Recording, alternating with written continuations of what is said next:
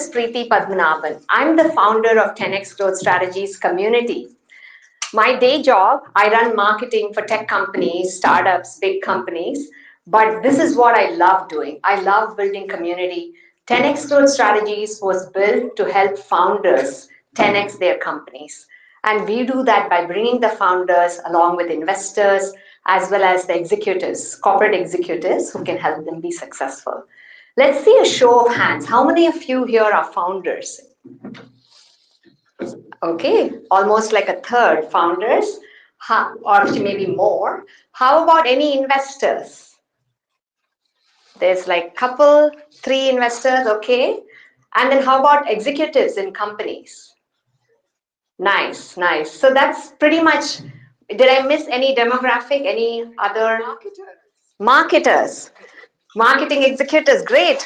We love it, right? This event is about marketing leadership in the age of AI. So we have a packed agenda here today. We'll be kicking off with some messages from our sponsors, and we thank them for both the host and the sponsors. And then we'll have our first panel, which is about owning your brand. And we have three amazing speakers and a wonderful moderator who's all the way from India. We have then a short break where we'll be giving a couple of offers from a couple of our partners. And then we go into the second panel, which is all about expanding your influence beyond your seat. And both these conversations are so relevant for today because one, we are looking to build our company's brand in the age of AI, our own personal brand. And also the second panel, we put that together with three different speakers who have now grown to a different role from the marketing CMO role. So how can we do that? And how can we future-proof our careers? So that is the whole idea behind the second panel. And then we'll continue with our networking after that. A little bit about the 10x Growth Strategies community. You can feel free to connect. I always post updates in the community on LinkedIn. And we are about close to 8,000 people across Luma and LinkedIn. And we've grown to that in the last couple of years. And we've actually gone ahead and worked with founders across Y Combinator, Alchemist Accelerator, StartX, FalconX, VentureDoc, several different communities that we have here. We've brought them all together. And we host these events on about monthly basis. And typically for these events, we get over 100 plus signups for the monthly events. Our bigger events are during Tech Week, Climate Week. And now we also have next week is Venture Week, which is happening in San Francisco. So those times we get way more signups. Our biggest event was last Tech Week. We had 1,100 signups for 150 spots. So that was a phenomenal response from the community. This is actually some pictures from the last event we had from SF Tech Week. We also had some luncheons that we did with founders and investors. I welcome any others who are looking to sponsor, looking at how to reach this community. Feel free to reach out directly to me. We do different ways of reaching out, and we thank our sponsors here who've done that for this event. We have our next week event on revenue growth in the age of AI. We're going to talk from three different GTM leaders, and the fourth one being myself, coming from different angles, from a CMO angle, from a CRO angle, from a partnership angle, and a product angle. So that's going to be a very unique panel with perspectives. We are actually launching a mentorship network.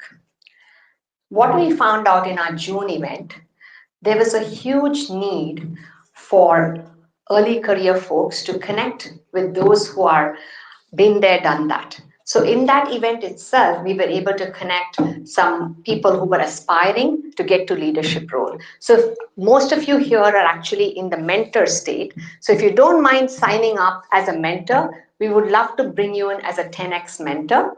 And we have a lot of people who are looking for advice. So we really appreciate that. So we're launching the mentorship network at this event this month. One other thing, I actually also teach meditation. That is how I calm myself. And I actually am hosting a class this month, and that's going to be a 3-session workshop. So if anybody is interested, we'll also share this information after this event on an email. With that, I'd love to acknowledge Ashurst Perkins Coie, who's our host here. Tina, would you like to come and say a few words about? You can? Okay, yeah, go ahead, please. Thank you for. Do you want to come up front? Would love that. Did we give him the mic? Yes. Thank you. Okay. Sorry, I'm actually filling in for a colleague, Susanna, that wasn't able to be here tonight because her flight was late. So just want to welcome everybody. Thank you all for coming. You may remember our firm used to be named Perkins Coie. It was President Trump's favorite law firm. Couldn't stop talking about us. But now we have merged with a firm called Ashurst, and the new name is Ashurst Perkins Coie. Changed all the branding, and hopefully the government will leave us alone. So again, thanks for coming. I don't think that there are any other lawyers here, so I'm happy to answer any legal questions that anybody has. There we go. Thank you so much. Let's give a big round of applause for the host sponsor. We cannot do these events without their support. I'd love to welcome Rohan from Sphinx AI to talk about his company. Yeah, thanks everyone for joining that too. Oh, thanks everyone for attending. Appreciate you all being here. So we're Sphinx. We're a New York-based startup. We're an AI research company. What we broadly do is training. So we help companies that are very data-driven and divisions of companies that are data-driven, including, of course, marketing teams, look at their internal data, the work they've already done on that data, everything from dashboards to reports to PowerPoints, and effectively run training algorithms on them. We're able to build them custom AI solutions based on that training that turn their generic AI copilots, their Claude codes, their ChatGPTs, whatever they're using today, into highly specialized tools that deeply understand their data, their business, how they do marketing, and for this card in particular, how they use marketing in order to drive revenue without really too much manual intervention, 2 weeks of training rather than 12 months of having people go and onboard agents. Would love to chat with anyone interested in doing that after, but I'll give the time back. Thank you so much. And I'll grab that's the live stream mic. Sorry about that. We decided to do a live stream because of requests. Okay, perfect. Next, I would like to talk about Save 5 Hours. This is one of our partners, Michael Knopfsinger. I'm speaking on his behalf. I worked with him in the past month, and he actually helped guide me through some of the new AI tools that help me actually save 5 hours every week. So that's a very unique concept. If anybody is interested, feel free to offline connect with me on how he can help you. All right, with that, I'd like to welcome Lakshmi, who's going to now lead us through the first panel and bring all her speakers on stage. Thank you. Thank you so much.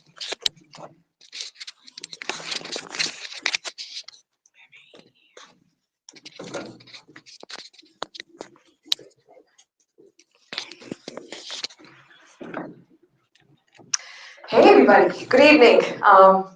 Now that we've had all the introductions out of the way, let's dive right into the first conversation. I'm not going to take too much of your time on introductions. My name is Lakshmi Rebecca. I'm the founder of a creative agency out of India called Makers.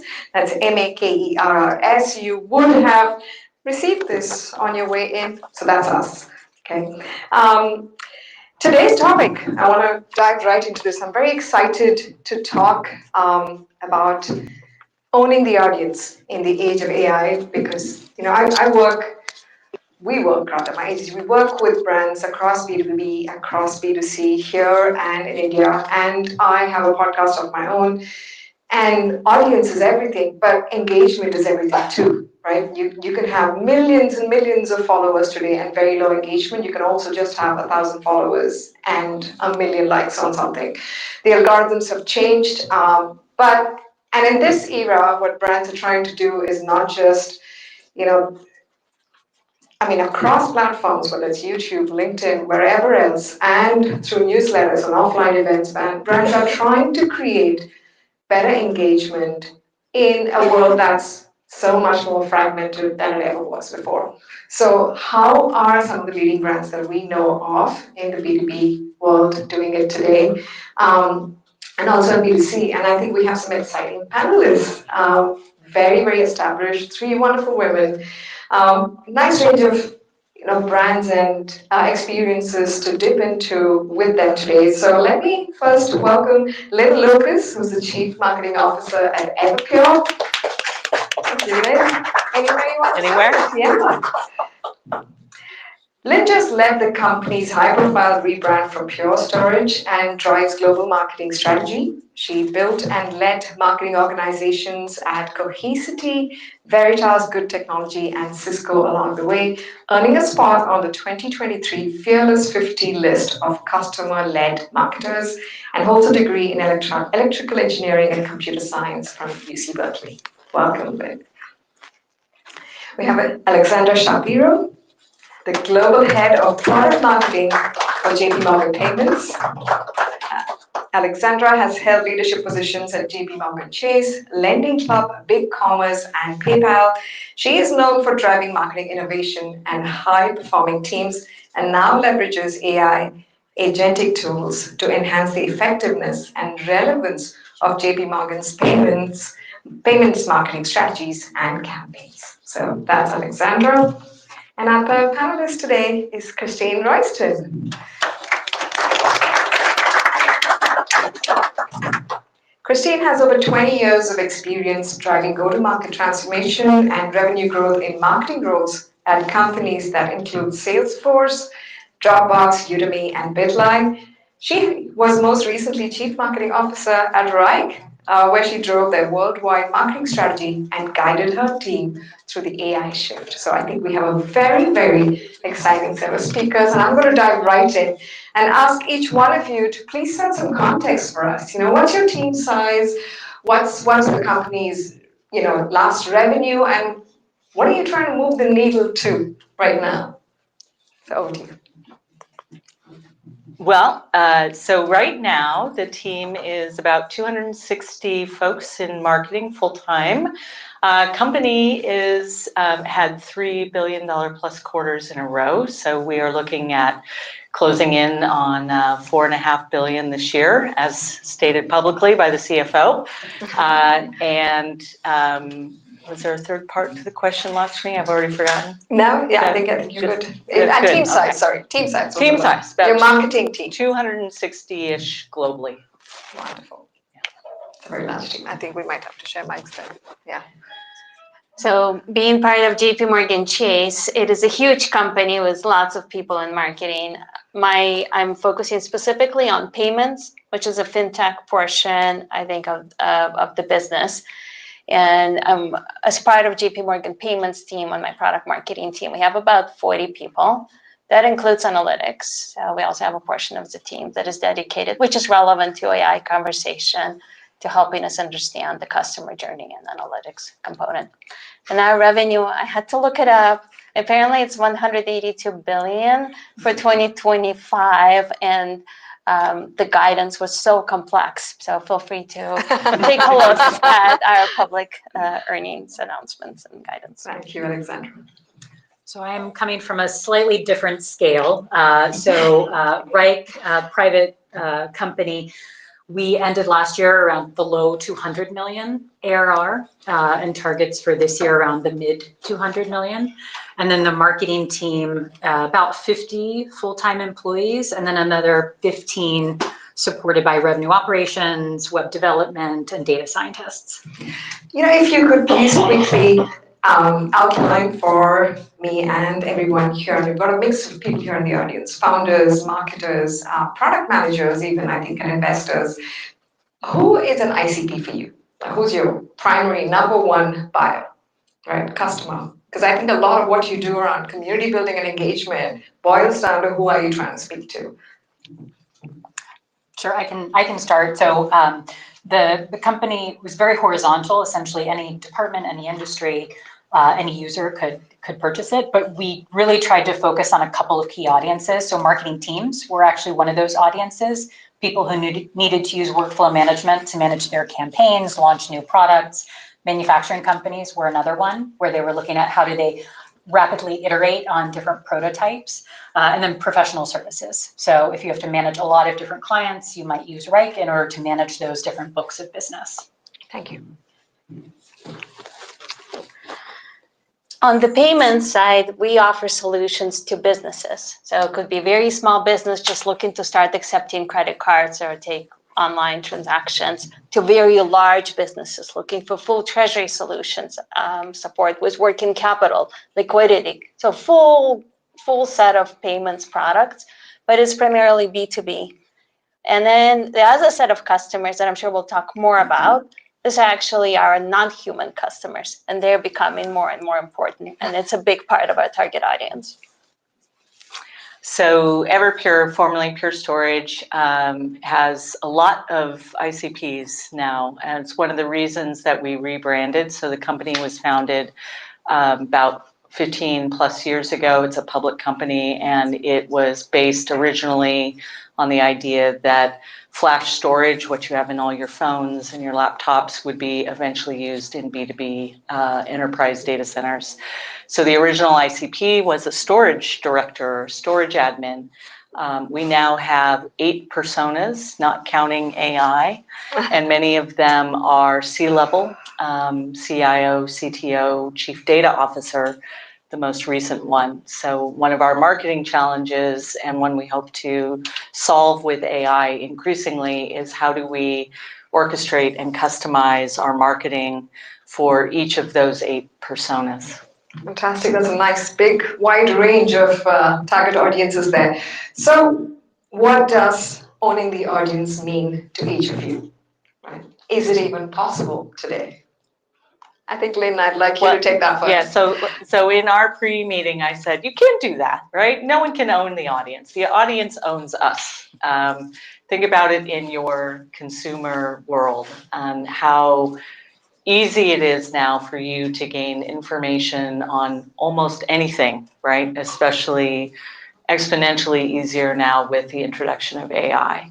So I would argue that as a marketer, I don't think about owning the audience. Instead, I think about how are we developing these communities, and how are we, our goal actually at the corporate CEO level, the company goal is to build a trusted advisor relationship with many of these different communities that we are working with, maintaining our existing one and growing new ones. So how are you actually building a community then today? So we focus, and I had you mention, and I've always believed in this for many years, we focus it a lot on customer voice. Because marketing, and especially now, there can be so much, and I'm going to use the term AI slop. There is an official designation for AI slop on LinkedIn, if you haven't read that. The only area that can't be copied is what your customers say about you. So we really focus on that. And then the second piece I would say for the founders in the room that we'll get to is customers want to know those personal stories. They want to know your origin story. They want to know what drives you and what your vision is. And that can be one of the compelling ways to create a community, to have a community develop around that vision that you have. And then the third I would say is what all people want, which is they want to learn and grow in their careers or in their network. Fantastic. Thank you, Lynn. Alexandra? So I actually agree with you. I think it's hard to own a community. It is fundamentally a consumer term. When I was doing previously marketing to consumers, you have one decision maker that you can build a community with that person because they're making a single decision.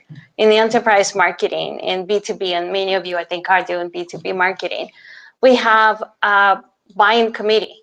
And depending on what we're selling, it could be CFO, it could be head of treasury, it could be head of digital, head of commerce, head of technology. And a lot of those committees, they have 8 to 10 members.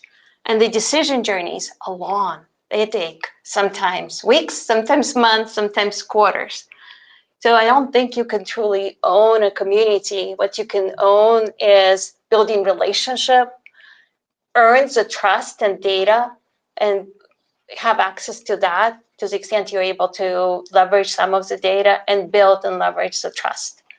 And then in my earlier comment, I said a big part of the audience is not human. And I think that is a very important change for us now as we're thinking about what it takes.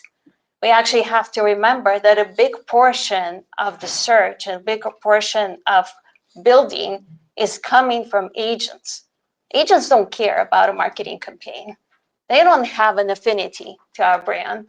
So they have a whole different set of criteria. And as we build our marketing, we have to think about two audiences. We need to think about the brand and how we connect with the customers, with the consumer, with the human. And then how do we also connect with the agent? We've done some research at JP Morgan Payments, and our perspective is that by 2030, somewhere between 15 to 25% of all e-commerce transactions will be done by an agent. Because there's no brand affinity there. They're just purely making those decisions. So what that means for us as we think about our customers and how do we build that relevance is also how can we make sure our solutions can be easily found. So if you're B2B, how are you part of that consideration list? If you are producing pitch decks or RFPs and they're gated content, guess what? Your agents are not seeing it. So how can you make more of that be part of the consideration? Or if you're B2C, how do you make your catalog available? Pricing, access to availability, a whole new set of things, because you need to do both. Fantastic. Thank you. Thank you.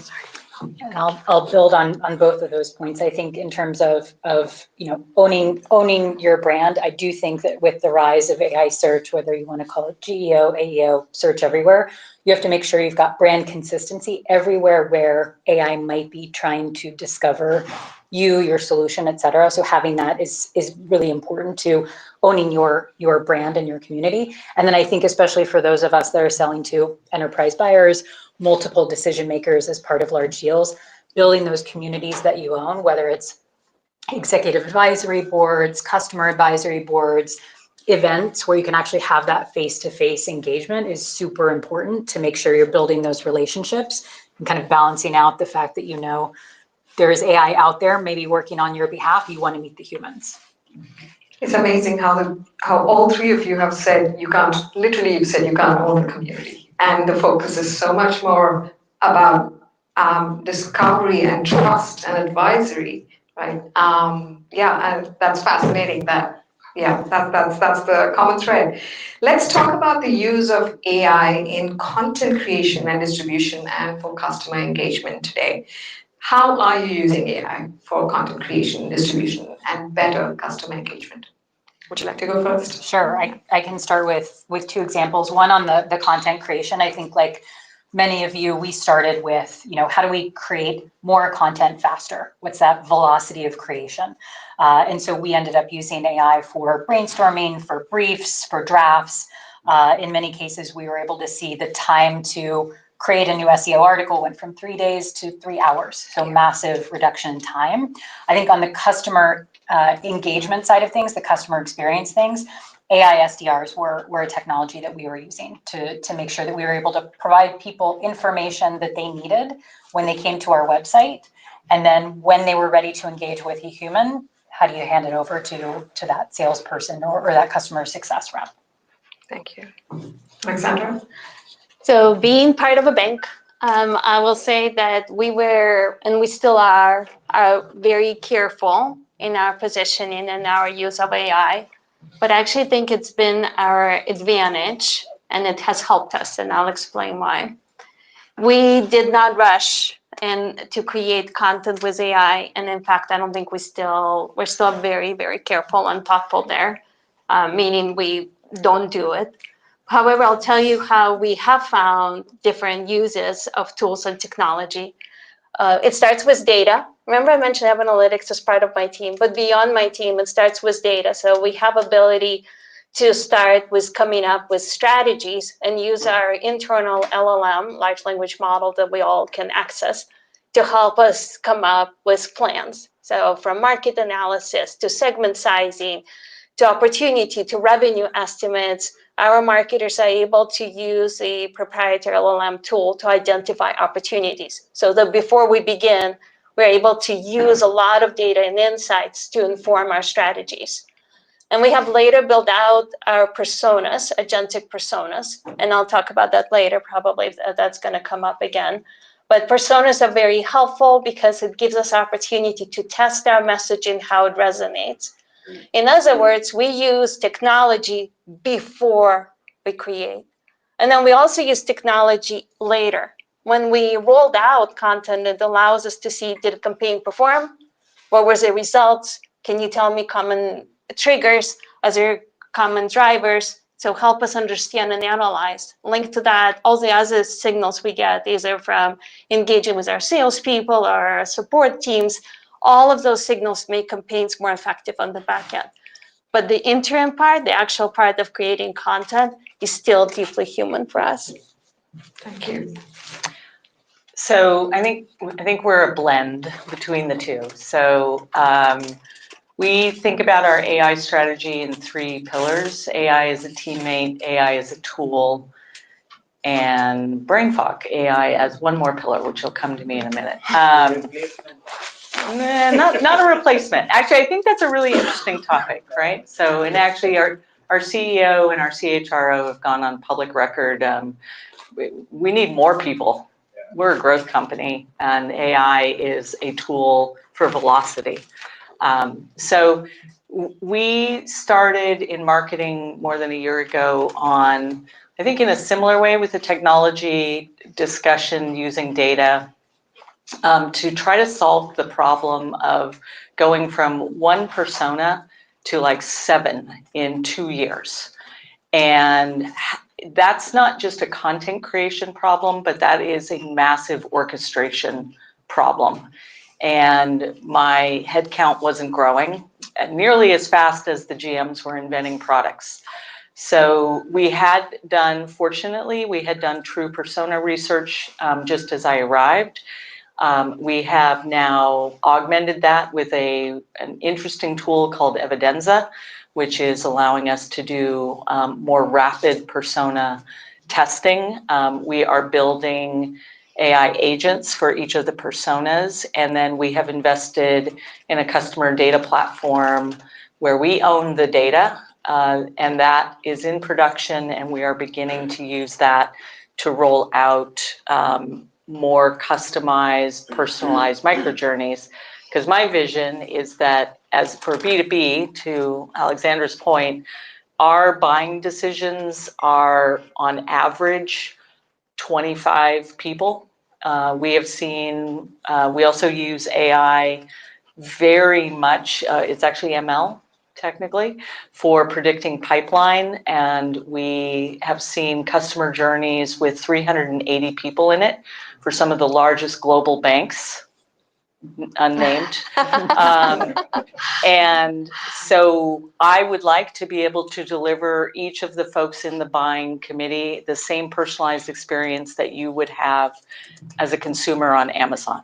And so the only way to do that is with automation, which often gets overlooked in these days. It's not all about AI. Humans who still have to be smart enough to know what we need to automate, and then AI to make this effortless and take the drudgery out of it. Amazing. That's quite exhaustive across all 3 answers. That's, yeah, what great examples. And thank you for talking about some of the names of the tools. Yes. AI is a target. Oh, for God's sakes, I knew there was a third one. That's the agent that is searching for us. There we go. Sorry. Thank you, Lynn. Okay, so when it comes to AI-powered marketing, what is a metric that each of you, in your case, you were trying to move or would like to move next, and what you are trying to move now? Super simple. Revenue. I mean, at the end of the day, the marketing, we have to run it as a business, and the ultimate goal, I really am not joking, is are we able to show increased lift in revenue and increased velocity in sales? So we are looking at, we have several models in place with our finance partners, and we are looking at cohorts and measuring as best we can how are we contributing to faster revenue recognition for the company. Thank you. Alexandra. Understand, agree, revenue, of course, and profitable growth. So we measure profitability and ROI. But yeah, specifically for AI, so how we measure effectiveness of AI, and just see since now they're non-human customers, you can try to measure things, new things. So we used to measure share of voice and traffic to your website. Those metrics are not super accurate anymore, partially because traffic to the website has been declining with more people studying search outside of the traditional places. So you can actually measure that.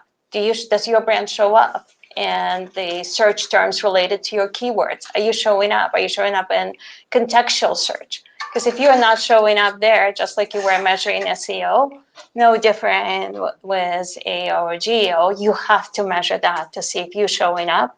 And that is a good indicator, because if you are not, and that's where your customers go to find information about you, that's something you have to measure and improve. And there are companies that specialize in that. And then you can measure if the work that you are doing is having an impact on this metric. You measure no differently than you would in SEO. But of course, top line metrics, I completely agree. Thank you, Alexandra. Yeah, I think when I started off the AI journey at Reich, we were definitely looking at velocity of work, amount of work. Now that I'm out of the business, I think the next couple of things that we would measure would be velocity of deals. I think that is one that we would definitely look at. The campaigns that we're running, if they are AI enhanced, if those workflows were deconstructed and rebuilt with AI, are they delivering deals that close faster? And then deal size. So because so many people are involved in a decision, are we actually able to sell higher up? Are we able to sell a larger deal at the beginning rather than maybe a smaller deal and then expand later? Got it. And earlier in the conversation we were talking about trust, right? Trust came up. What's the role of an executive brand today? With all this slop and with the greater deal of content that each of your brands are putting out today, where does the executive brand fit in? I can Yeah, kick it go off. for it. Yeah, I think if you think about startups always have their founders out in front and really being the brand. I think now every company needs to have some sort of executive C-level. It could even, if you're in a really large company, maybe it's your GMs, maybe it's people who are running product lines. Those people need to be out in front and building their brand for the benefit of the company, because we all know that we're engaging with AI. We all know potentially what we're reading on the website was written by AI.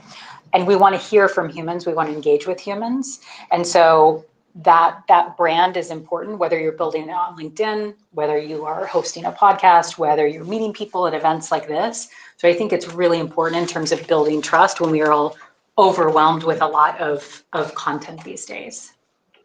Yeah, I would echo that. I just double click into it maybe for the founders in the room.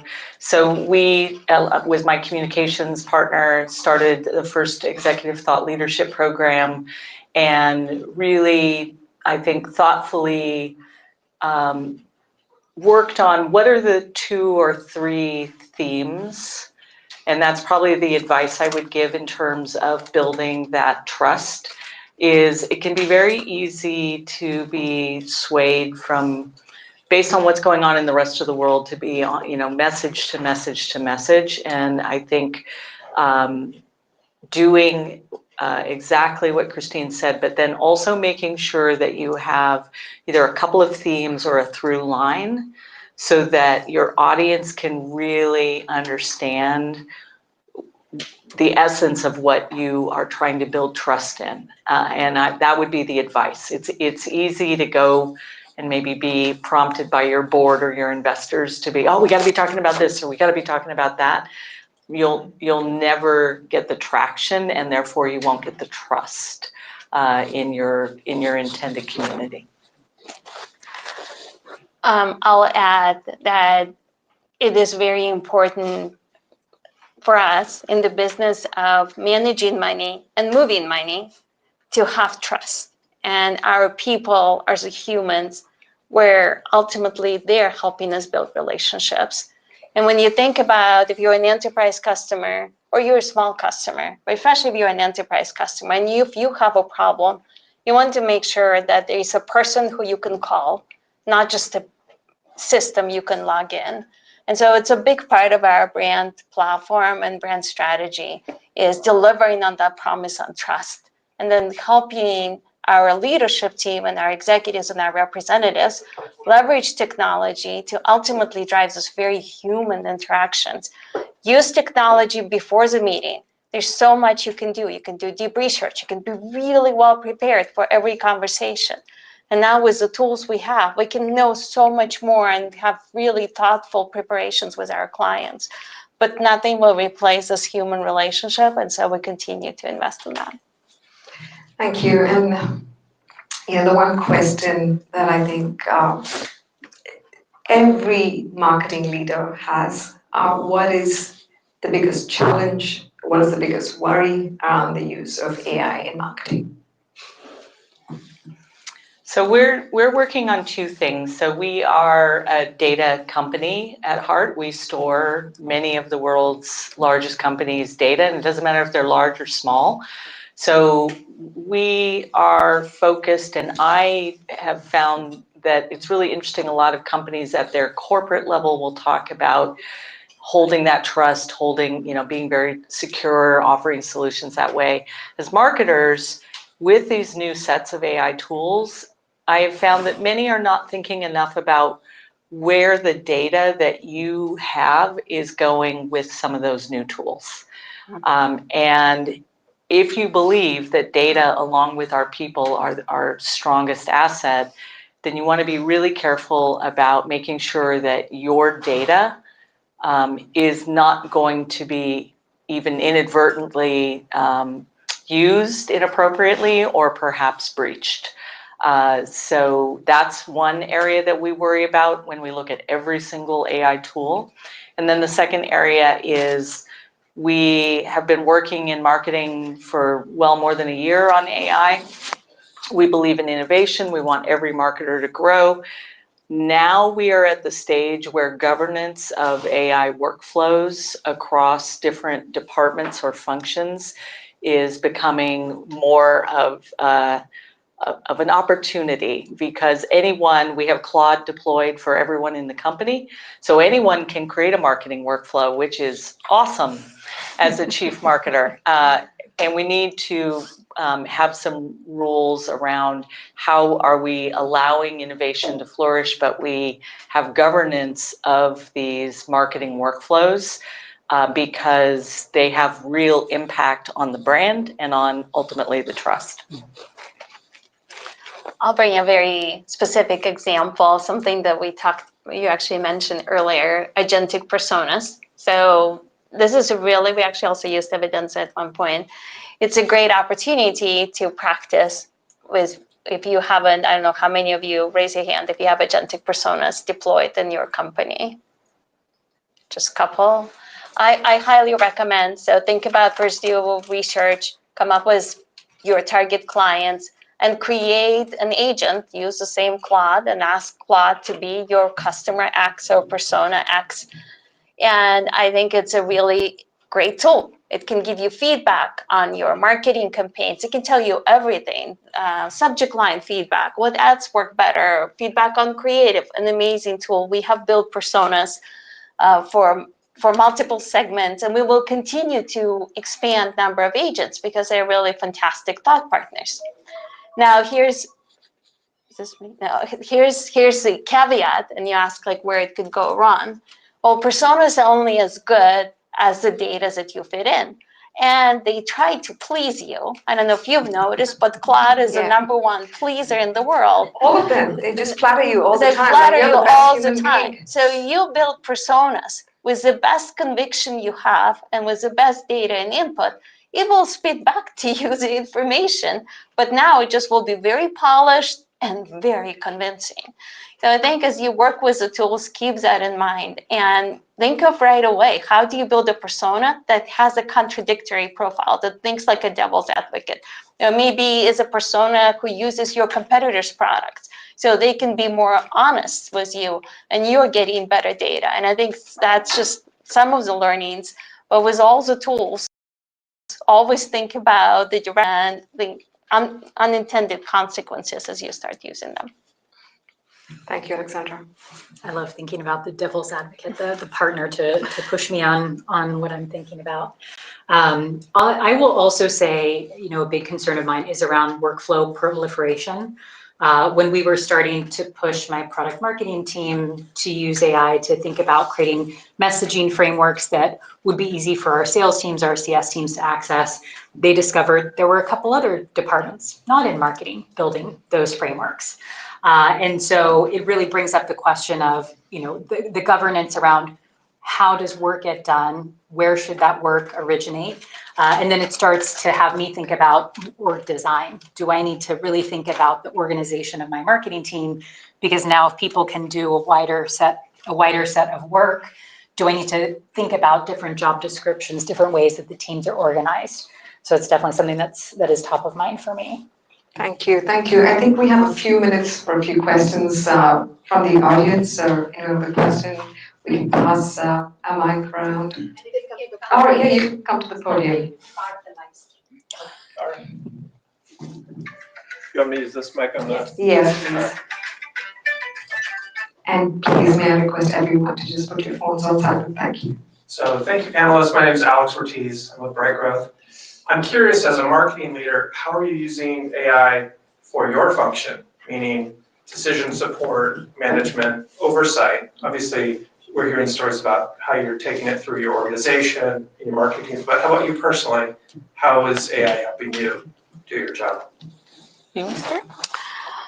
I don't even know how did I do my job before I had AI, but one of the best things that I think was happened was an LLM tool, because of our private, it's private version of LLM, and we can pick Claude or OpenAI as one of the tools, but it is a private thing. It allowed me to build my own my own assistant. So my own assistant, I tend to refer to her as she because she seems like so good, but she knows a lot about me. She knows my marketing plan, she knows my customer segments, she knows our strategy. And because it is in the private environment, I feel comfortable sharing that data. And then that assistant is my thought partner on almost everything I do. Even if I'm getting a thought leadership plan proposal, I will run it through the tool, and the assistant will allow me to just provide feedback, and of course now it's all about our competitors and our customer segments, and will give me that feedback. The second thing I mentioned is also personas. This is really important for our work in marketing. I would make sure, let's say a team presents a landing page, I will ask if they had already gone through a persona. I expect that to happen right away. It's now part of our normal process. And also data and insights. It is a really powerful tool to help us understand the opportunities, the sizing, where should we be focusing, how we prioritize the work, and looking at the opportunities to deepen share, build more relationships, grow more revenue, the data infrastructure that this brings.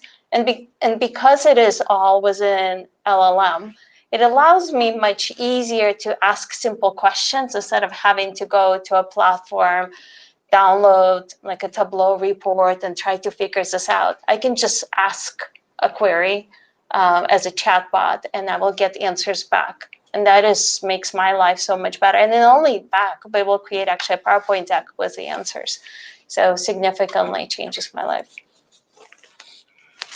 Similar, a lot of decision support for Grins yesterday, or no, I guess 2 days ago. Like I created a company 2-pager for fun. I think part of what I'm trying to model as well, and I think this is the danger of being at the leadership level, is that trying to use AI in many of the different ways that I'm asking many folks in my organization to do it, so that I can get a personal sense of what are the pluses and what are the minuses. And so I'm trying to do a different kind of a project, I guess, and that's kind of I guess some of it is related to my day-to-day. I haven't created an AI chief of staff. I know some CMOs have done that. A little nervous about that, but I'll talk to you about that. I think right now I'm really trying to make sure that I don't get so removed from it that I don't really understand what I'm asking my departments or the individuals to do on top of day-to-day decision support.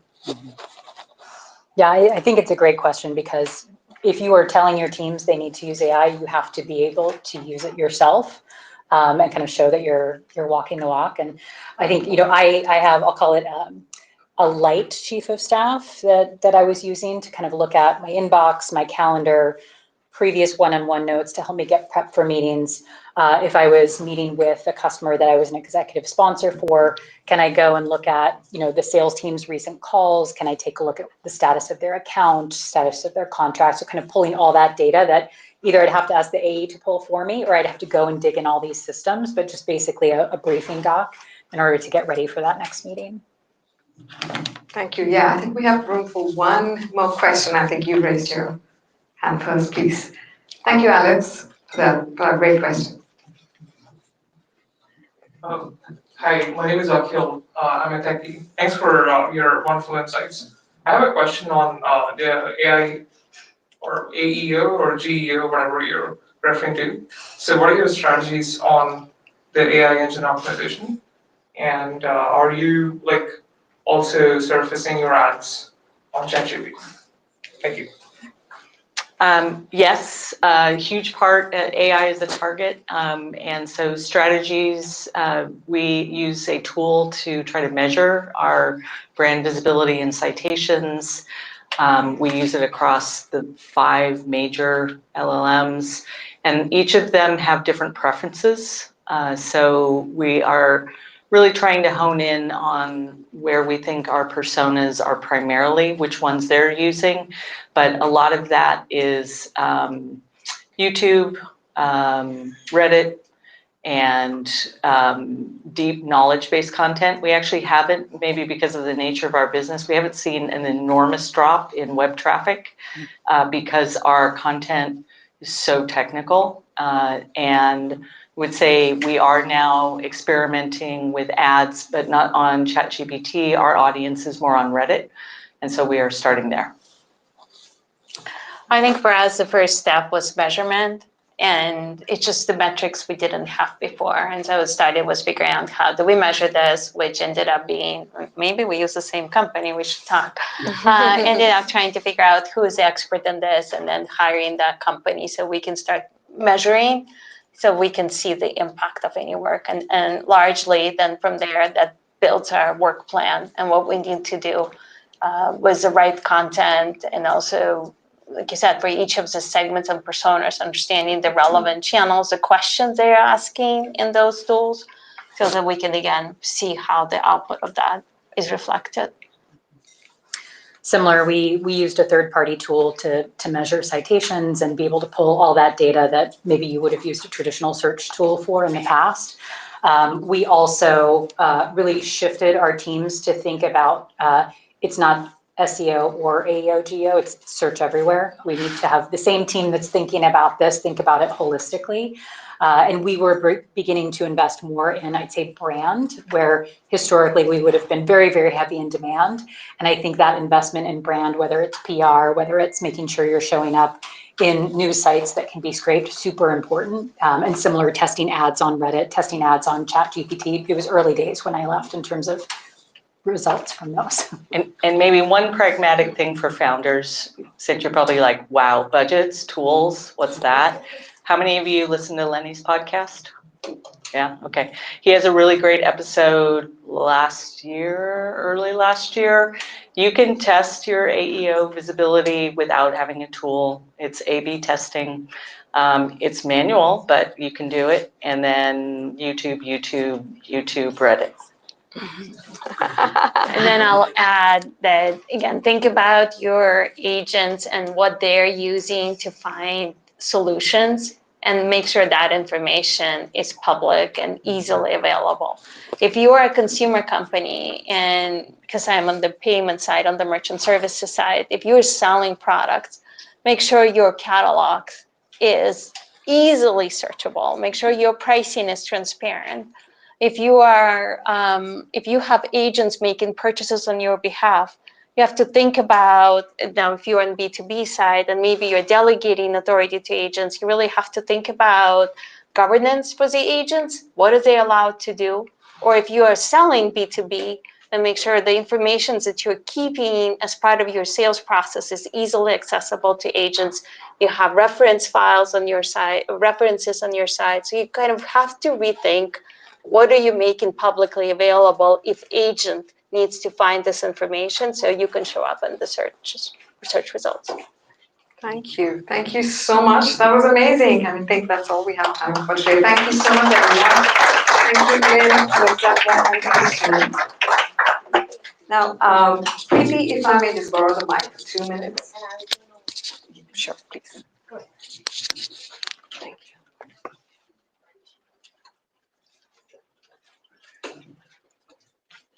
I don't know if there's water in bottles in the fridge, under the counter there are refrigerators. Okay, very quickly, like I introduced myself earlier, I'm the founder of Makers. We are a creative agency based in India. What do? We do brand strategy, we do design, branding, campaigns, content. And here's one thing that we do really well. We make videos across the world. So when you walked in, all of you ideally should have been given this. If not, we'll pass these around. We've made over 1,000 customer case study videos across 30 countries. Okay. We work out of India, but we work with clients here in Europe, in Australia, in the UK, the rest of Southeast Asia as well, both B2B and B2C, and we take care of the end-to-end process. We're launching the customer story engine today here for the Bay Area with all of you. So I'm excited to be doing this. And as part of the launch offer, we're taking 20% off the cost of the first customer video that you make with us. But this is only for the first 5 brands that sign up with us. And all you need to do is scan the QR code and fill in a quick form, and we'll get back to you with our portfolio as well as the offer. So thank you so much. The QR code is up here, and that's us, Makers, and you can see more of our work on makers.com. That's makerrs.com. Thank you so much, and thank you for being such wonderful panelists.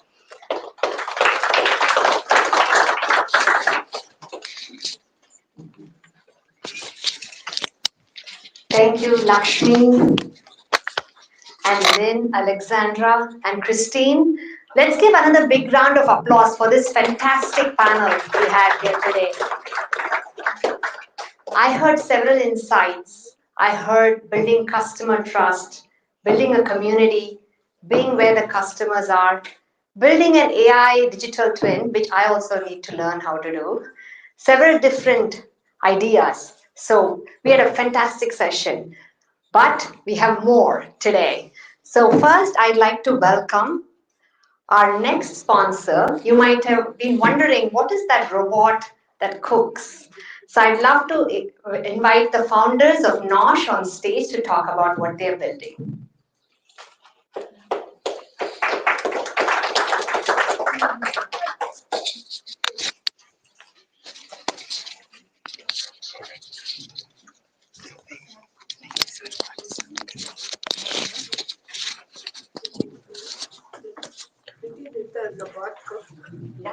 Yeah, the food is there.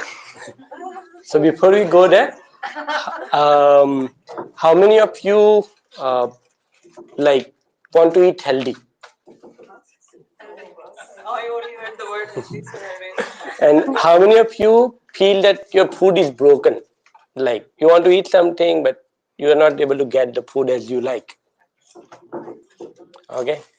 I am in a room full of people who eat healthy and whose food is not broken, so I have a tough job to do. But we started with my own story. Me and my wife both work, and it was always hassle to cook after coming from the work.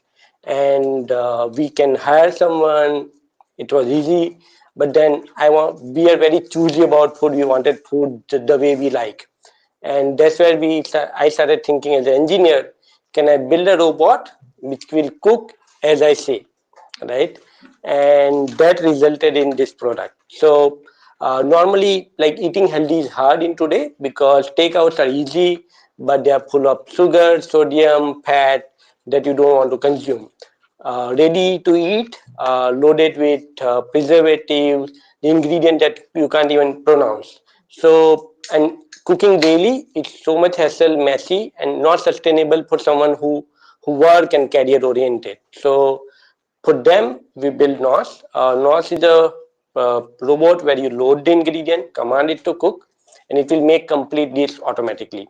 So it comes with preloaded 600 plus recipe. So you have and 14 plus cuisine.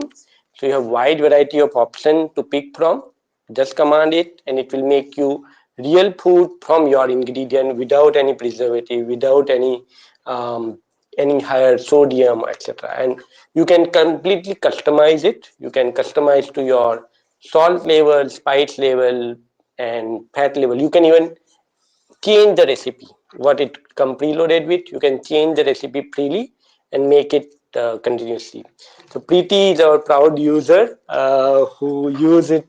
We were seeing her data, and it was like initially she was not accepting maybe, and then suddenly started, and it stayed there. So we are happy to say that Preeti, like, people who are like busy and career oriented like Preeti, it is really the product. Today I made a quinoa for lunch. I made a quinoa dish with lentils, and then I also made lotus seeds, both very healthy options. So it's really good.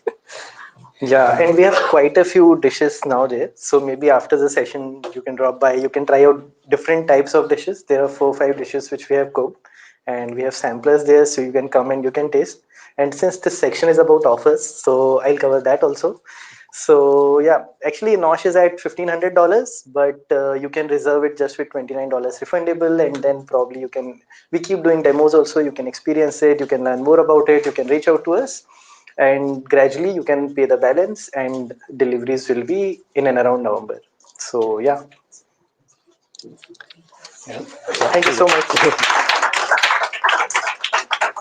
Thank you. It's great to have innovative products being displayed at 10x.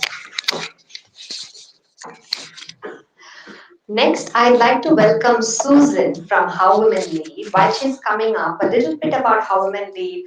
I'm on the board of this organization, and I've known the founder for about 10 years. And it's one of the most wonderful communities that we have built around the country. So I'll pass it on to Susan. Oh, thanks, Preeti. Hi, everyone. What a great panel. Thank you for such a great panel. Preeti is one of our incredible board members. She's an incredible community builder, as you are seeing in action. How Women Lead is a nonprofit. We are focused on elevating executive women into the corporate boardroom. We need you there making decisions.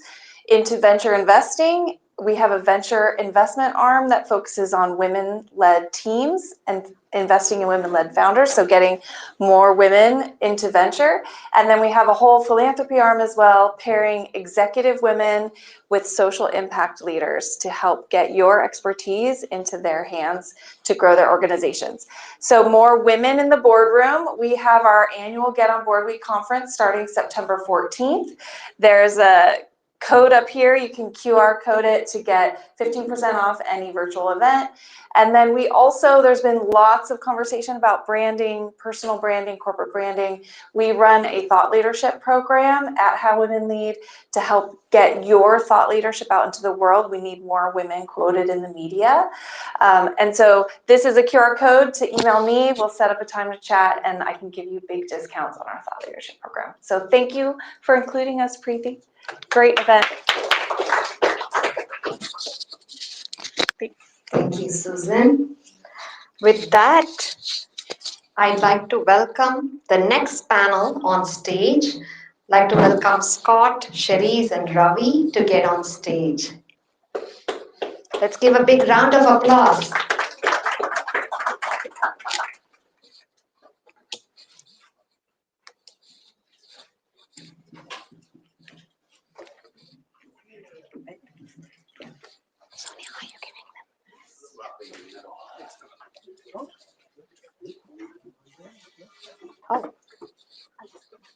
Sure. Thank you. We did that just for you. Thank you.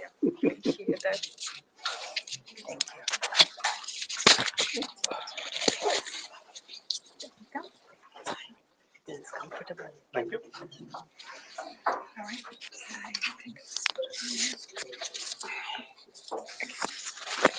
Sonia, my daughter's name. Thank you, Sonia. Check, check. All right. All right. Expanding influence beyond your seat. How many of you have thought about what will you do, say, once you leave your current roles? What do you see as your future, your legacy? Show of hands. Anybody has thought about that? Okay, I see a few hands. So today, we want to look at our career in a different lens. Many of us here are marketing leaders, we have founders in the audience, and we are building our current business. But I want to take a different look in this panel on how we influence beyond our seat. And the three panelists here have done that with their careers. So I'll pass it on to each of them to talk through their journey. We have a huge mix here. We have a VC, CMO, we have somebody who's been on boards and doing fractional roles, and somebody who started their own company. With that, I'll pass it on to Scott, if you can introduce yourself and tell us what was your past career and what are you up to now? Sure. Thank you for the kind introductions. It's good to know that supposedly I figured out what I'm doing with my life and my career. But so I'm Scott Brown. I'm the head of platform for Servant Ventures. We're an early stage VC firm focused on B2B technology. And my background is 25 years as a B2B marketer, Cisco, Google, Facebook. And then in 2016, I left Facebook to go support my wife's career. She got the opportunity to lead a team in London. And rather than be the brash American, I spent 6 months getting around talking to all the European VCs to figure out what tech job I was going to go to. And they were all getting eviscerated by the American funds. And Europeans don't really like to market or tell people they have money. So I ended up consulting for a number of them. So when I came home, I kind of slipped back into marketing for VCs. And that's what I do now. Great. Thank you so much. Hello, everyone. My name is Charisse Torres. I am the CEO of Lotus Leadership Group. It is a fractional marketing and strategy firm, as well as executive coaching. I came to start Lotus Leadership Group about 2 years ago after a 30-year career across marketing and leadership in both traditional media and entertainment, as well as the last 15 years in big and small tech, working at Google, Facebook, ChargePoint, and taking Circle Internet public as their chief marketing officer. In addition to my role at Lotus Leadership Group, during the day, I get to help 900 graduate students at the Stanford Graduate School of Business decide what they want to be when they grow up. I head their MBA career advising and education business. Great to be here. Hi, I'm Ravi Chalaka. I'm the founder and CEO of Know.ai, spells KNOH.ai.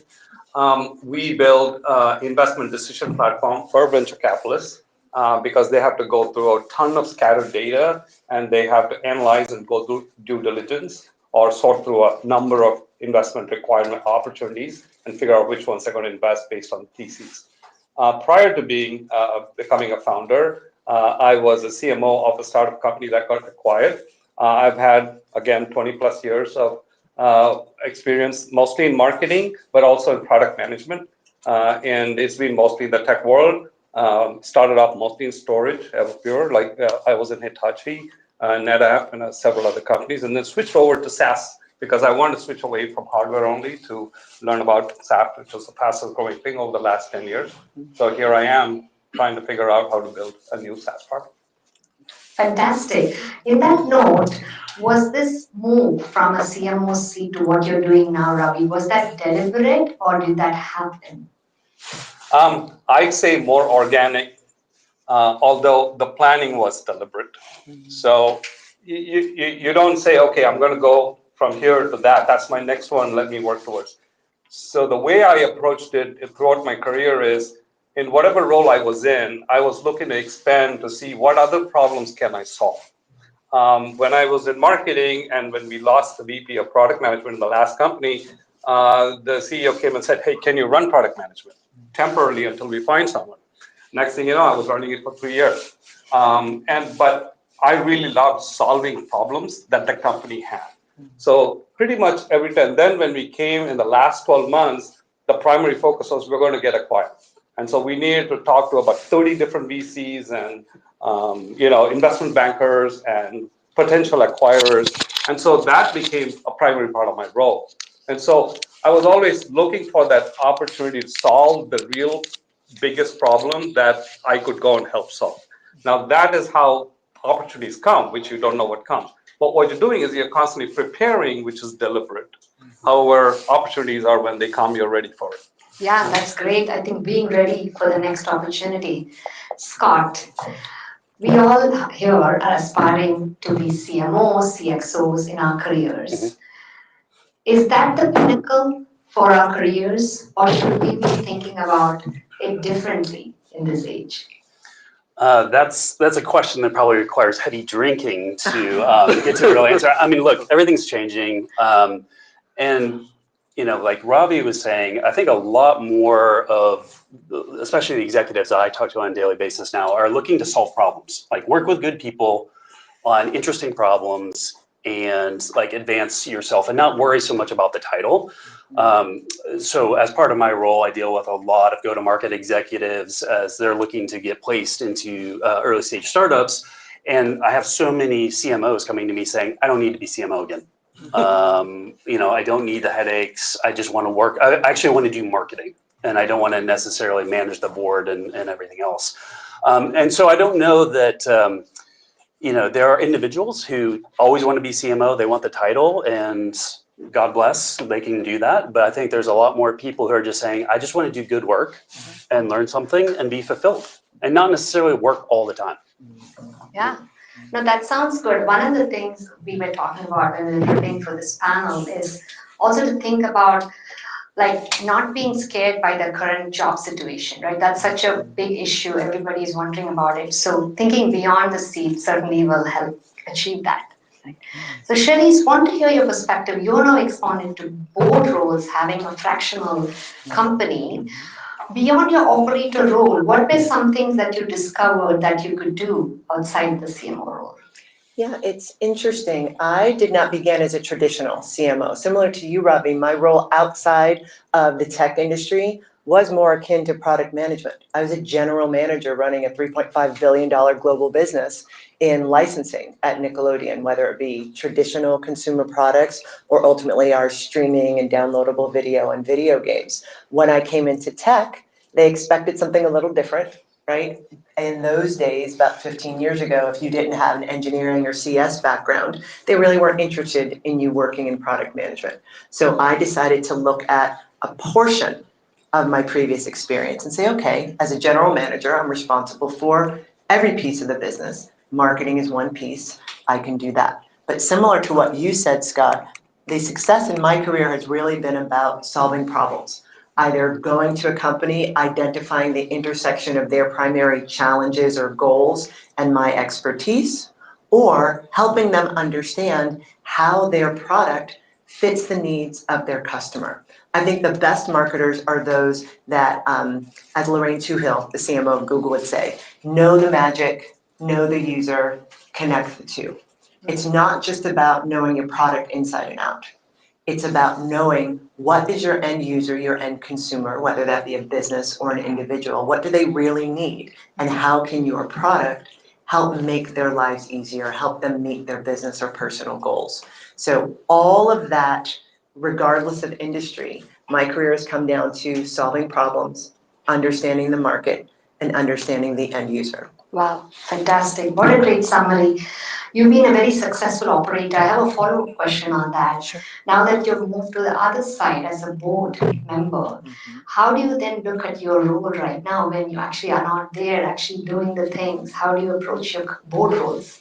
It can be challenging. On a board, whether you're nonprofit or for-profit, and I've done both, you are an advisor. You're taking your pattern recognition either deep within an industry or across industries and helping shorten the time between problem and solution for the organization you're on the board of. So sometimes that is rolling up your sleeves and doing one-on-one coaching with the operators. Sometimes that's sitting in a larger room and poking holes, challenging their strategy. But I think the biggest difference is my job on a board is to have the long view. They have to understand what's it going to take to get through this quarter. What's it going to take to meet Wall Street's expectations? My job as a board member is to make sure they're balancing that quarter-to-quarter view with keeping the company sustainable for the long term. So I'd say it's an advisor, it's a coach versus a player coach. Yeah, and they say noses in, hands out, something Exactly. like that. Exactly. Yes. Yeah, that's fantastic. Scott, Yeah. you've now moved to, I don't know, can you call it the dark side? Okay, maybe not, because I was on the dark side myself for a year as a VC CMO. Tell us about your role, like what does your day look like, and what are some things that transition from your operator role into VCs? What did you have to learn, unlearn? Would love to hear about that. Yeah, so I'm the head of platform, which is a fancy way of saying that I run all the non-investing services for the firm. And given my background, I spend about 50% of my time advising our portfolio companies on their early stage go-to-market, foundational. And very much like you were saying, it's an advisory role. And so one of the big things I had to, and then continually reminding myself to unlearn is I no longer can control the outcome. Not that you could control it in the first place, but now all I can do is advise, consult, suggest, whisper in the board member's ear on when I think there are issues that aren't being addressed. But ultimately, I can't push the buttons. And so I really just have to sit back and watch the portfolio companies and the founders actually make the decisions. At the same time, like something that I think carries across, and we did not plan this, but it is a theme about solving problems. I think one of the biggest things I carry across is the rigor of what marketing brings of problem identification, coming up with a solution, developing a system and a process that you can measure the outcomes. That is consistent whether or not I'm helping a portfolio company with go-to-market or on some of the other things that my team oversees, like talent and acquisition or business development or things like that. Yeah, no, that's fantastic. Actually, you know, some of the things that I also recognized as a board director, board member was that I had to let them make the mistakes and learn, right? And it also made me a better parent. I let my son make mistakes and learn on his own, and he does a better job. Especially with portfolio companies, the worst words I hear from them is "you were right," because that generally means that they did something else and then they come back, and that actually hurts more than when they actually take the advice the first time and do it. Wow, you're too kind, Scott. I would have taken that win. Ravi, you already were a CMO, you expanded to product, and now you're going even beyond as a CEO. You have to manage engineering, sales, and support, everything. Tell us about that transition. How did that feel, and what are some things you're doing that you didn't do before? Sometimes you wonder why you make certain decisions in life, but then it is one of the most exciting decisions I've made, and I would not have been happy throughout my life if I hadn't made the decision. Now, as a head of marketing, your biggest role is you're influencing the outcome. When you switch over to founder or owning the company, you're not just influencing, you own the outcome. And you just don't own one outcome, you own the outcome of the entire business. Whether it's getting the paychecks out in time to getting the product out in time, the buck stops there. If you are in marketing, there are certain responsibilities and accountability you have, you own it up. Hey, what are the metrics? What have you delivered? What was your return on investment for marketing campaigns? But that's where it stops. If it's a sales problem, I can say that's the head of sales problem. That's the head of the product problem. That's the head of HR. It's not my problem. Guess what? As a founder, there's nowhere to point. It's all pointing at you. But having said that, I am really glad that I did a lot in marketing, which helped me formulate some of the things that otherwise I would have stumbled on if I didn't have that marketing experience, because marketing plays a vital role in every company in understanding the customer, understanding how to position the business, things that you would otherwise have to come back, re-engineer 3 years later after you had a handful of customers. So that advantage is there. But there's one advice I give is no good amount of marketing experience can replace a great product. You need to have a great product to be successful as a marketer. So that's the learning. Wonderful, wonderful. And being a marketer, did that give you an edge to be a founder? What were the pluses and minuses? Yeah, like I said, right off the bat, I started by just talking to potential customers. I didn't say, okay, I got an idea, let me go build a product. Let's go understand their pain point. Is the pain point really a problem?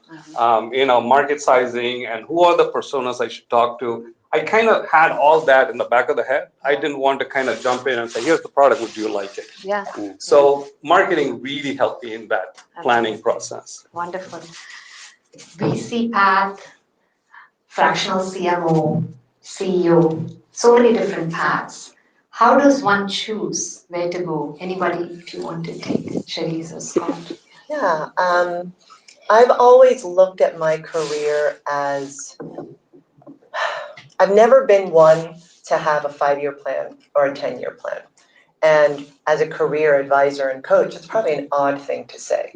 But had I gone down the path I initially thought I would have right out of undergrad or even out of grad school, I'd be in a very different place. I absolutely would not be the founder and CEO of a company, nor would I have been in higher education. I think the key is to constantly ask oneself, is this role more of what I like, more of what I'm good at, and less of what I'm not? I advise my clients, they can call you whatever you want. Just make sure the role is giving you what you need, including the paycheck that you need. Going back to the question you had for Scott, is it about getting to the C-suite? Well, I'll let you in on a little secret, and those of you who have been in the C-suite or on a board have probably already found this. We have this vision that once we get to the pinnacle of our career, we'll have it all figured out. Or everyone there will know what they're talking about. I hate to break it to you, everyone's still trying to figure it out. It doesn't matter the title. It doesn't matter if you're board this or CXO that. We're all just using our experience, our pattern recognition, our smarts to try to make our way through in changing contexts, changing environments. So all of that to say, if an operator path serves you, go down that path. If you have the opportunity to shift from corporate to a VC or even PE-backed company, and it fits your needs, there's a match between your interests, your skills, and their goals, go for that.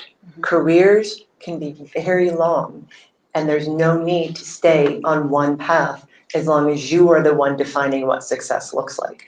I'll say one last thing. I had a mentor from Google, incredible mentor, terrible manager.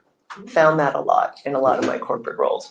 But when I was leaving ChargePoint, I was talking about what I might want to do next. And I was asking him about maybe returning to Google. And his question to me stopped me in my tracks. He said, are we talking about your real life or your LinkedIn life? Because those are two very different things. See, LinkedIn doesn't want you to know that. That's why I lost my LinkedIn. It's true. So many people, particularly if you are between roles, so many people, especially right now, especially in the Valley, you have an unexpected layoff, an unplanned break in service between your roles. And many people, their thought are, what will people think about a gap in my LinkedIn?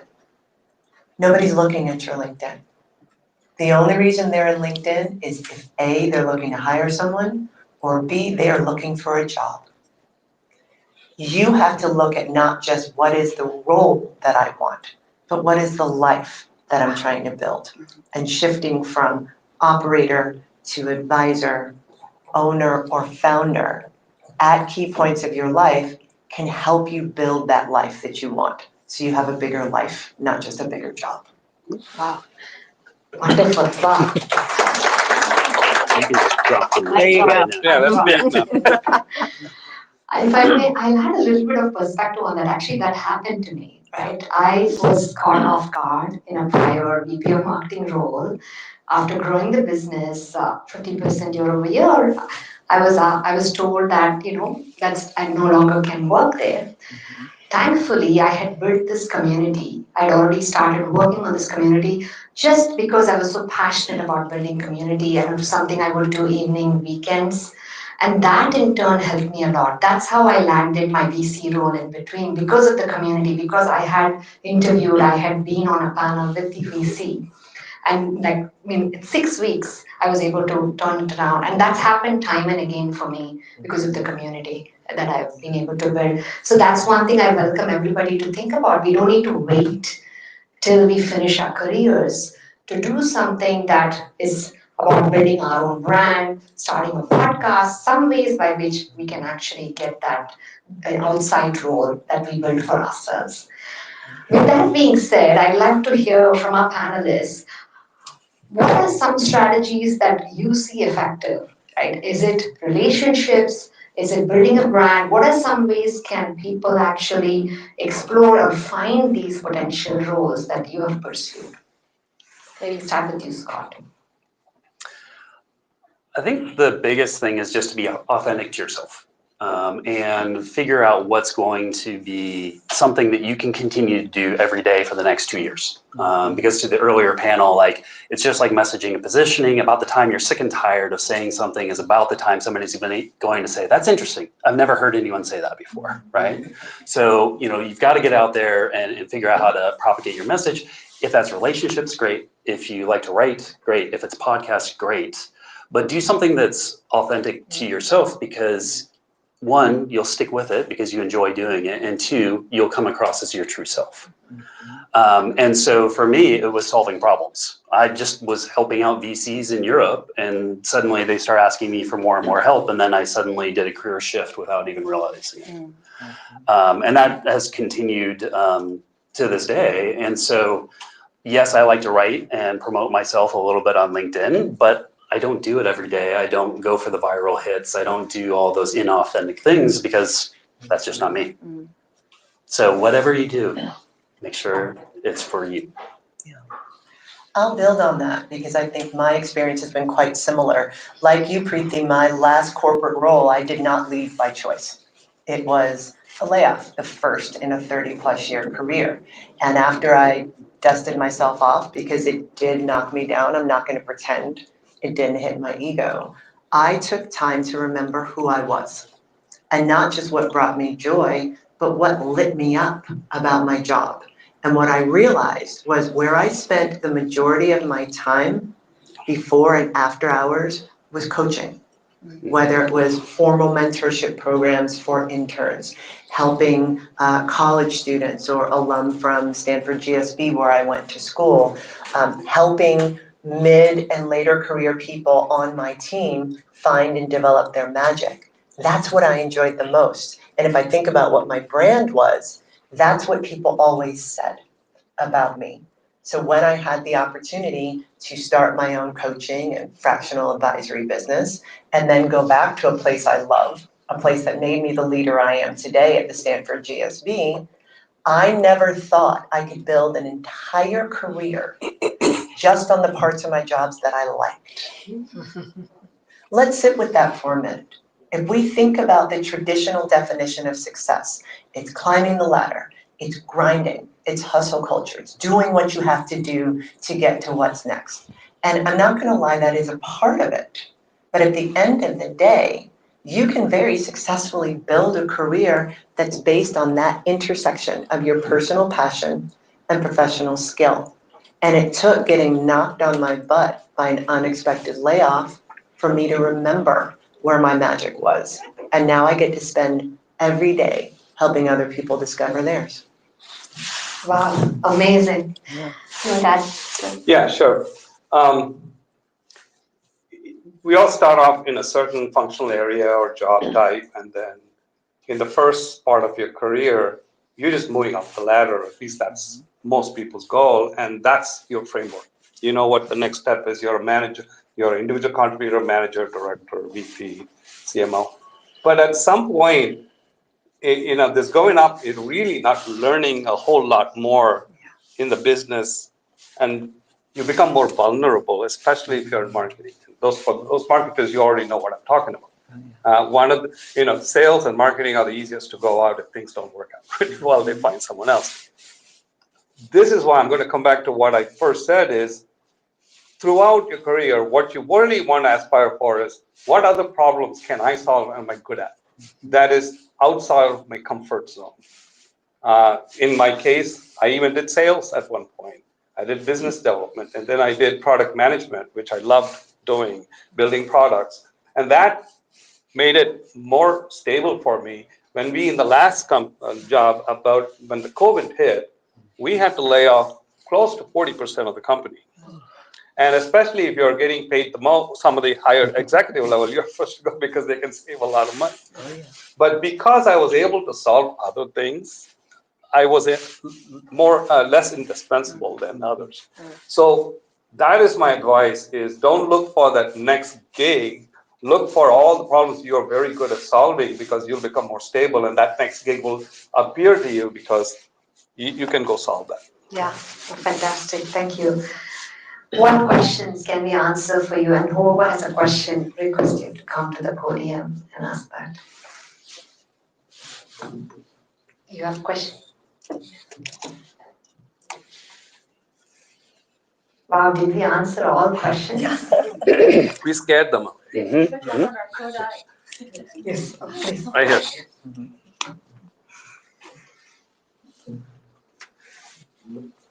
Hello. My question is, what's the main focus to investment now? You're like a venture capital. Here's the VC. Go for it. Again, not on the investing team. So everything's AI, of course. But what's interesting about it is, from my perspective, because I still apply an operator's lens to it, is today it's so much easier to build and faster to build. And I see a lot of great companies with great ideas with no go-to-market muscle at all. And so the filter that I try to apply with the investment team and the committee as they're making decisions is like, is this the team that can actually take a technical product and actually bring it to market, know the customer, know the magic, connect the two. I was also at Google, so we probably both have matching tattoos. Probably. And do they really understand that, or can they be coached into that? Because in the past with early stage startups in particular, there was a fairly repeatable pattern that would take place over 3 to 5 years, and you would go through these kind of gates and milestones. Well, today you can scale to $1 million in ARR in a week, right? But what I constantly find with our portfolio companies and other folks I talk to is they're skipping so much of the foundations, so much of the ICP and everything else that we were talking about on the first panel, that things are going great until they don't. And they haven't built the foundation, the team, the culture, the process, the knowledge, and understanding the consumer or their buyer to know what to do when things change. And by the way, the market changes every day now. So I don't think I answered your question. I dodged it. What's the stage are you more comfortable? So the question was, I'll repeat it. We focus primarily on seed and Series A, and some pre-seed, which is some of the stage names today are so kind of out the window because the sizes, the progress of the company, and everything else is so very different. How about the industry? Industry, so we're half AI apps and half like infrastructure dev tool, cybersecurity. So we're fairly unique as an early stage fund because we try to do multi-sector. Yeah. They're a really good fund, actually. I've known them for quite some time. Yes. And then after that. If you can introduce yourself. Yes, my name is Carl Ponto. I'm the host of the Human Connection Podcast. And a question for Charisse about, you mentioned the importance of not judging one's success on external sources and kind of figure out what you value. What are some of the tools or processes you found that help people understand what they really care about internally so that they know what their inner guidance is and not trying to rely on outside sources? Yeah, so thank you for the question. I will give one caveat. is it takes a certain level of privilege to even be able to have this approach, right? If you are concerned about your basic survival, finding a life that you love is probably lower on Maslow's hierarchy of needs. So let me just be very clear. We all know we come in with a certain amount of privilege into this. But a tool that I use with my clients is something that we call the Wheel of Life. It's something you can find very easily if you search for it. It divides your life into kind of 8 equal parts, kind of like a pie. If you think about any working people, someone with a full-time job, it's a combination of your lived environment, relationships, health, career, financial stability, fill in the blank. And I ask clients for a snapshot in this moment of time. If a 10 is everything's perfect, don't change a thing, and a 1 is this stinks, burn it all down, where are you in each part of your life? And the goal is not to have everything at a 10. The goal is to understand, what does looking at this wheel bring out in me? So for example, when I left the entertainment industry and moved back home, I'm Bay Area born and raised, to go to Silicon Valley. My children were young. They were 4 and 6 years old. And my husband and I made a decision. I was changing industries. I was changing companies. I was going to be an absentee parent for 18 to 24 months. Why? Because I knew we had kind of mortgaged our life for us to make this bet that I could make the switch into technology. So I had to be all in. So during those 2, which ended up being almost 4 years, I took my kids to school in the morning because I didn't know what time I was getting home at night. I did not go to a parent-teacher conference until they were in 4th and 6th grade. And we moved where they were in kindergarten and 2nd. I remember the teacher saying, "Oh, you're Angel and Victor's mom." So at that time, the family, relationships, health were close to 1 for me because it was all into the job. But my learning, my personal development, my finances, my career development was very high. And what I learned was at that moment, that worked for me. But there came a time that it didn't, where the title alone wasn't enough.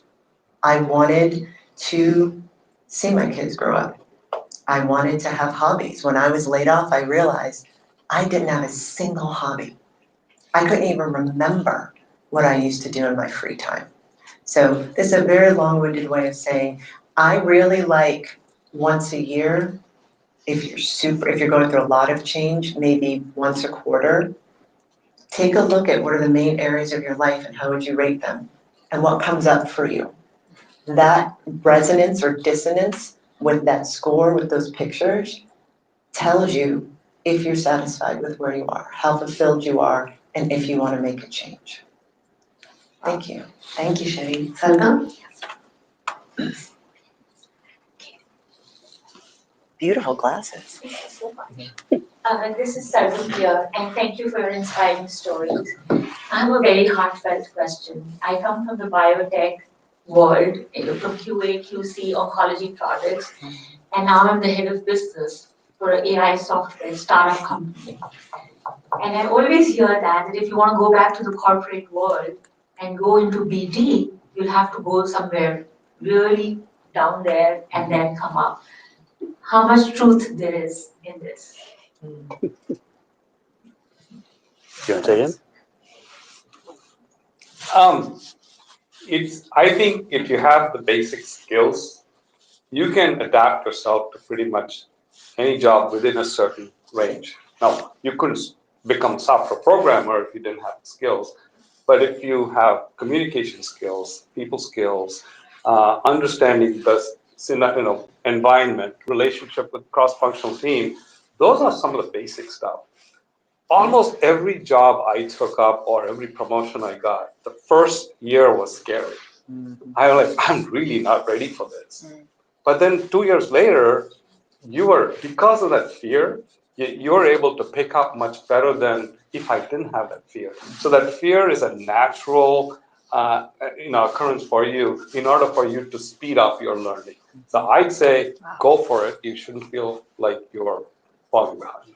So how did you convince the interviewers that you had it while you not?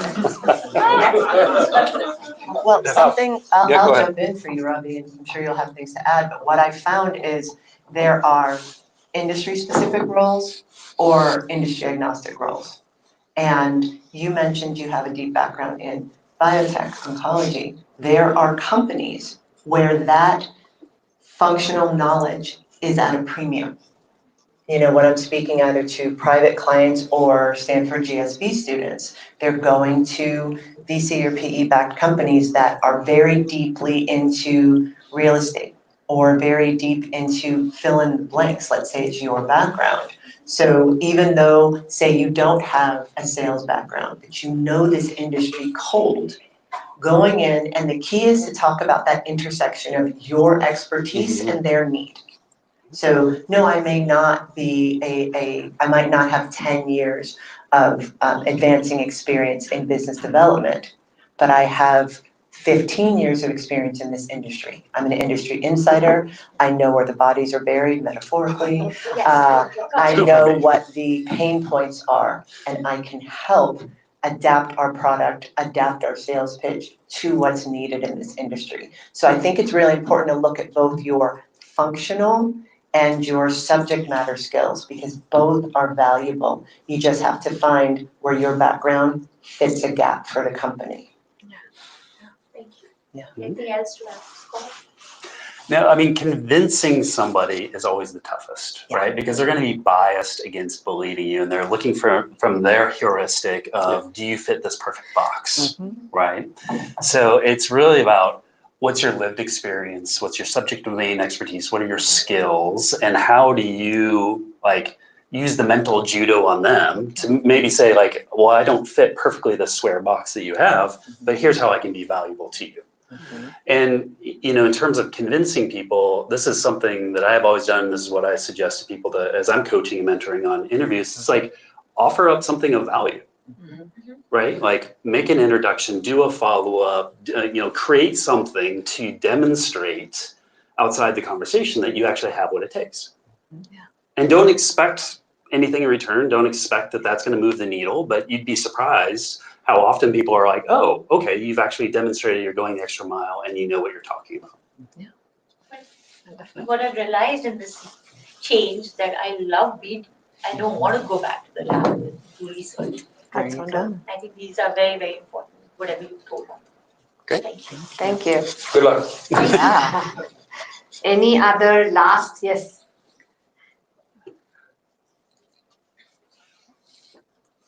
Hi, thank you all for speaking. I'm Shreya. I'm a volunteer with 10X. Since you are all marketers, and since we are talking about AI, I think something that you touched on that is adjacent to my question. My question is about personal branding. So how do you think about how you are perceived amongst the people around you? Maybe not in an online setting. I know personal branding is a topic of online content creation marketing, but in the circles you interact in and the people you want to be known by, how do you think about personal branding? And the reason I think of this question is because since we're working a lot more with AI, it seems more and more important that people care about who you are, your character, and what you represent. So I'd like to hear about that from you three. Great question. Yeah. No, go ahead. Especially as to becoming a founder, it became even more important that I had to build a personal brand with the audience that I was going after. So I pretty much now on a weekly basis tweet and write blogs and write articles and go to panels like this, speak, because you have to be out there as much as you can. Now, would I rather just sit at home and just get the work done and not have? No, that's not possible anymore. If, you know, especially the customers that you're trying to win, they want to first see if they can trust you, because it's ultimately your word is when they're going to go and try, because I'm not an established big, you know, $150 billion company or something like that. So building the brand is priority job number one. And then you need to have the product and other things.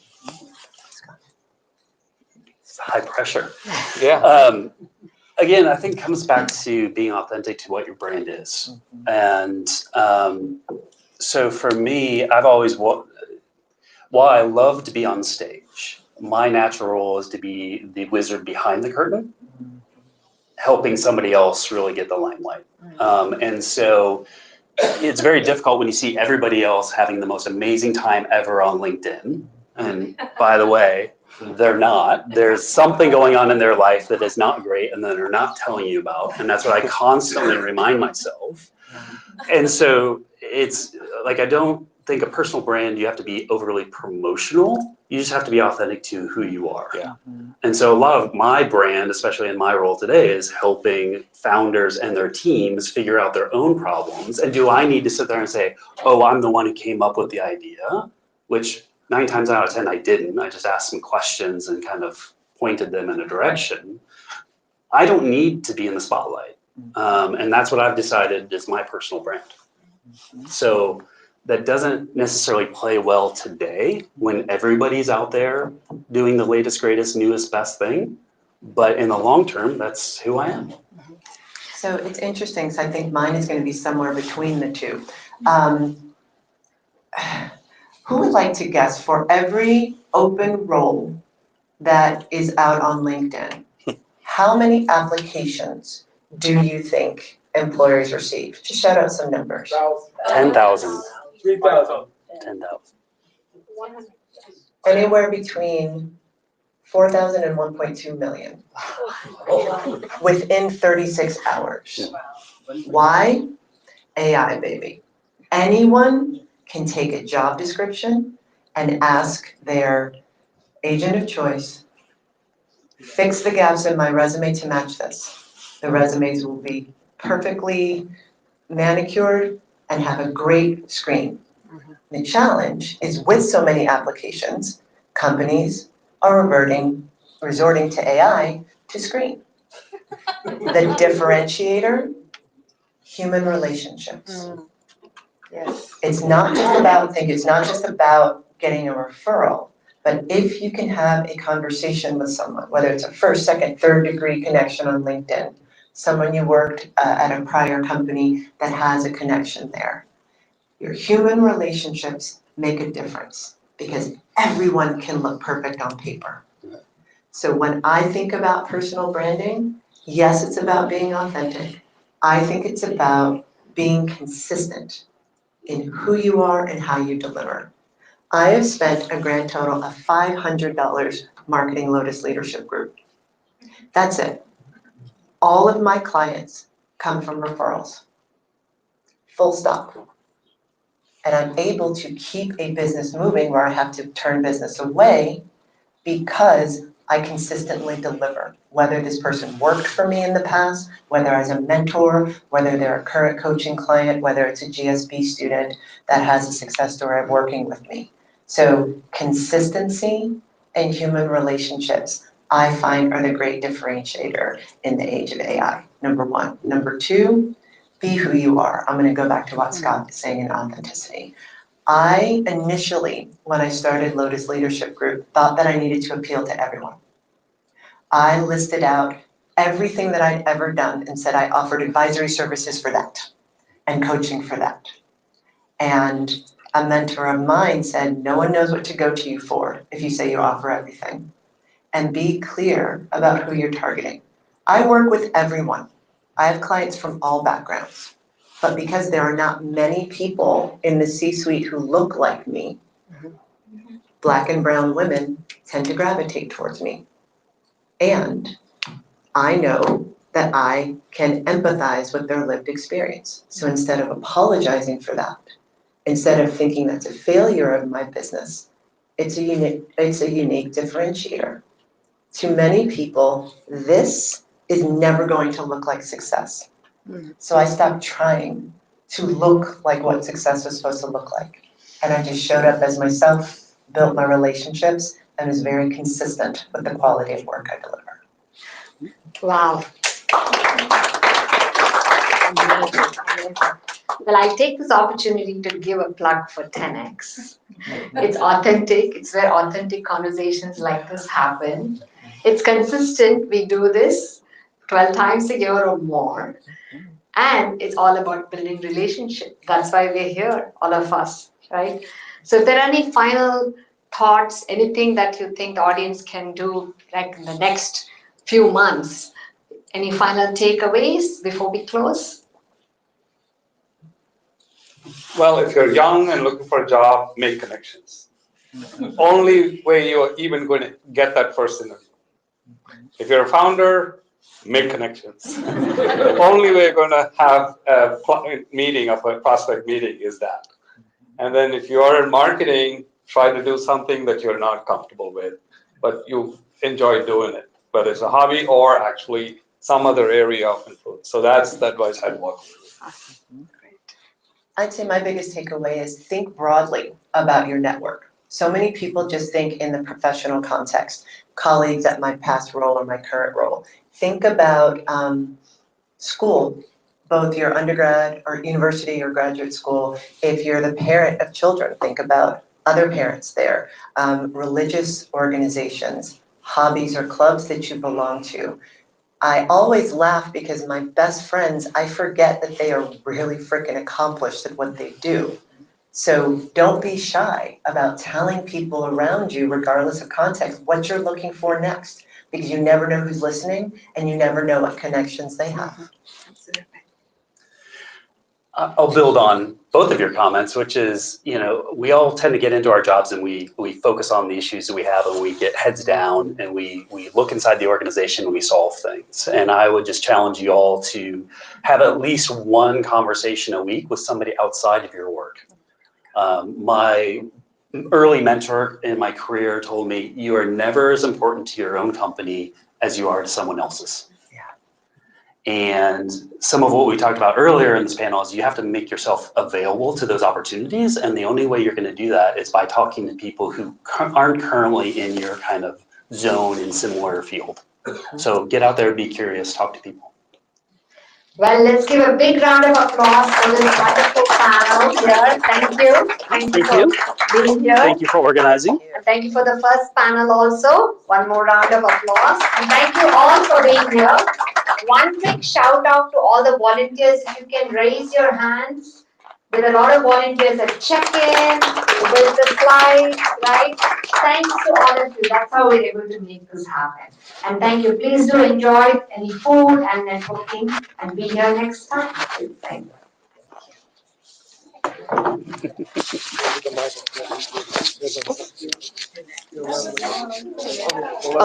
it here. Thank you. We don't want to